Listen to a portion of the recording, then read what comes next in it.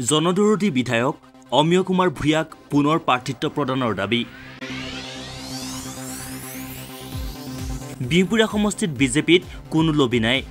আচলতে এইটো লবি কেন্দ্ৰিক যেটো দলৰ মাজত যেটো লবি কেন্দ্ৰিক সৃষ্টি হৈছে এই বস্তুটো হোৱাটো আমি কামনা নকৰোঁ আৰু সেইটো হ'ব নালাগে। যেহেতু আমি সকলোৱে দেখি আছোঁ ডক্টৰ অমিয় কুমাৰ ভূঞা ডাঙৰীয়াই যি ধৰণে আমাৰ সমষ্টিৰ উন্নয়নৰ কাৰণে যিখিনি কাম কৰি আছে তেখেতক আমি পুনৰবাৰ বিধায়ক হিচাপে যদি পাওঁ আমাৰ এই সমষ্টিত আমাৰ কোনো কৰণীয় আৰু কাম থাকিব বুলি আমি নাভাবোঁ। তেখেতৰ দিনতে আমি যেনে ধৰণে উন্নয়ন যিখিনি আমি পাই আছোঁ এইখিনি ভৱিষ্যত দিনত আৰু তাতকৈও যে আৰু আমাৰ সমষ্টিত যে আৰু উন্নয়ন হ'ব সেইটো আমি নিশ্চিত।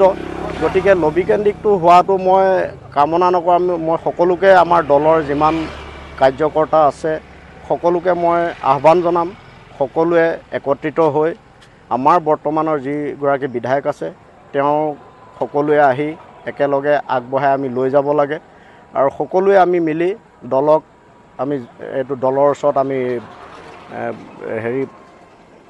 দলক আমি অনুৰোধ কৰিব লাগে যাতে আমাৰ পুনৰ বৰ্তমানৰ বিধায়কগৰাকীকে আকৌ ইয়াত প্ৰাৰ্থিত্ব প্ৰদান কৰে। তাৰ কাৰণে আমাৰ সকলো দলৰ যিমান কাৰ্যকৰ্তা আছে সকলোৱে একত্ৰিত হৈ আগবাঢ়ি আহিবৰ বাবে মই সকলোকে অনুৰোধ জনাওঁ। বিজেপি দলৰ কৰ্মীসকলৰ মুখেৰে শুনক কি কয় দলীয় লবি আৰু নিৰ্বাচনৰ সম্পৰ্কে।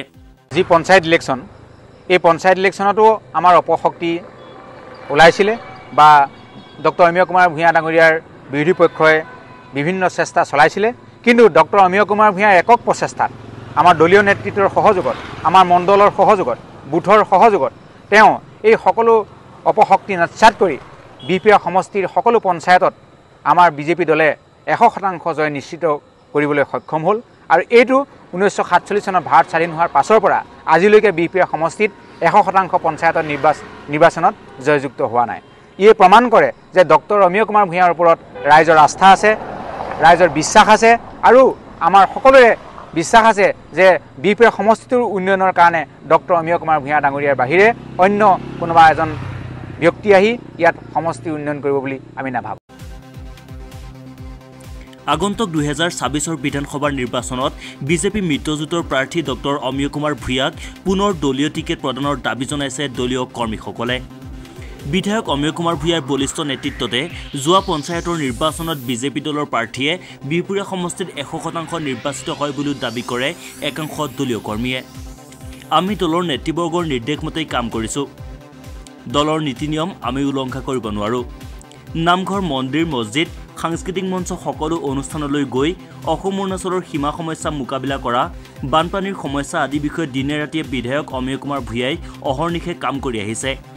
জনদৰদী বিধায়ক হিচাপে আখ্যা দি অমিয় কুমাৰ ভূঞাৰ পৰিৱৰ্তে বেলেগক প্ৰাৰ্থিত্ব প্ৰদান কৰিলে জিকিব নোৱাৰিব বুলিও উল্লেখ কৰে দলীয় কৰ্মীসকলে। ক'বলৈ গ'লে আপোনালোকে সকলোৱে এটা কথা নিশ্চিতভাৱে জানে যে বিহপুৰীয়া সমষ্টিত এইবাৰ আমাৰ যিমানখিনি পঞ্চায়ত আছে আমাৰ 19খন পঞ্চায়ত, সেই 19খন পঞ্চায়তৰ ভিতৰতে 19খন পঞ্চায়তেই আমাৰ বৰ্তমানৰ বিধায়ক ডক্টৰ অমিয় কুমাৰ ভূঞা ডাঙৰীয়াৰ নেতৃত্বত 19খন পঞ্চায়তে আমাৰ ভাৰতীয় জনতা পাৰ্টীয়ে দখল কৰিবলৈ সক্ষম হৈছে। তাতোতকৈ এটা আমাৰ ডাঙৰ এটা বিষয় বিহপুৰীয়া যিজন আমাৰ জিলা পৰিষদ বিহপুৰীয়া জিলা পৰিষদৰ প্ৰাৰ্থীজন আগত এনেকুৱা ৰেকৰ্ড নাছিলে যে বিহপুৰীয়াত কংগ্ৰেছৰ বাদে সেই জিলা পৰিষদৰ ছিটটো অন্য কোনো দলে ল'বলৈ সক্ষম হোৱা নাছিলে। এইবাৰ আমাৰ সন্মানীয় বিধায়ক ডক্টৰ অমিয় কুমাৰ ভূঞা দেৱৰ নেতৃত্বত এইবাৰ সেই বিহপুৰীয়া জিলা পৰিষদৰ প্ৰাৰ্থীজন আমাৰ বৃহৎ ব্যৱধানত জয়ী হ'বলৈ সক্ষম হৈছে। গতিকে আমি দেখিছোঁ তেখেতৰ দিনত যেনেকৈ আমাৰ গাঁৱে ভূঞে চহৰে নগৰে সমস্ততে যেনেধৰণে উন্নয়ন হৈছে ৰাস্তা পদূলি দলং কালভাৰৰ পৰা। গতিকে আমি এইটো দলকো আমি দাবী জনাম যে ডক্টৰ অমিয় কুমাৰ ভূঞা ডাঙৰীয়াই পুনৰবাৰ বিহপুৰীয়া সমষ্টিত যাতে প্ৰাৰ্থিত্বটো পায় আৰু আমি নিশ্চিত তেখেতে যদি এই বিহপুৰীয়া সমষ্টিত প্ৰাৰ্থিত্ব পায় বৃহৎ ব্যৱধানত তেওঁ জয়ী হ'ব, সেইটো নিশ্চিত। ইয়াৰ উপৰি আমি আমাৰ কেইটামান অতি লেখত ল'বলগীয়া গুৰুত্বপূৰ্ণ কেইটামান কাম তেখেতৰ দিনতে আমি পাইছোঁ। যেনেকৈ ধৰক আমাৰ কলা ক্ষেত্ৰতো বৰ্তমান সম্পূৰ্ণ হৈ উঠিছে সন্মানীয় বিধায়ক মহোদয়ৰ কাৰণেই।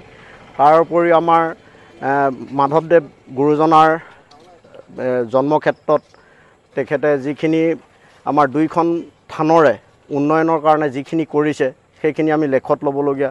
তাৰ উপৰি আমাৰ মাজুলী বিহপুৰীয়াৰ সংযোগী দলঙৰ ব্যৱস্থা হ'ল, তেখেতৰ দিনতে এইখিনি হৈছে।